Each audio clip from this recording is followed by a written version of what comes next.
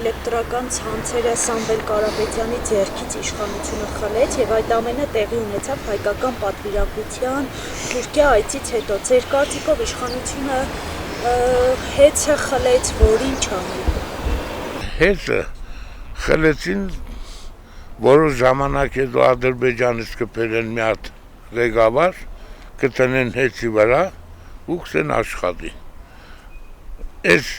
Ես մեր կառավարության անունով կուտան, ես զզվանք կաբրիմ, շատ կներեք։ Բնական բան է, առաջի նախական ծախեց, մյուս գալողը պետք է խլե։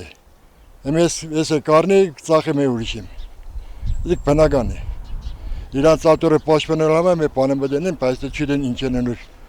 ամրապնդին ատորի վրա։ Ըստ մամուլում եղած տեղեկատվությանը, որ հետևում եմ ու կարդում եմ ու տեսնում եմ, հավանաբար սա այն մեծ հարկատու, ոնց ասեմ, կազմակերպությունն է, եթե կարելի է նման ձևով արտահայտվել, որը վաճառելու են Թուրքիային, այսինքն Հայաստանի Հանրապետությունը դանդաղ, բայց արդյունավետ տեմպերով կարծես թե կոպիտ ասած պարկեցնում են Թուրքիայի տակ։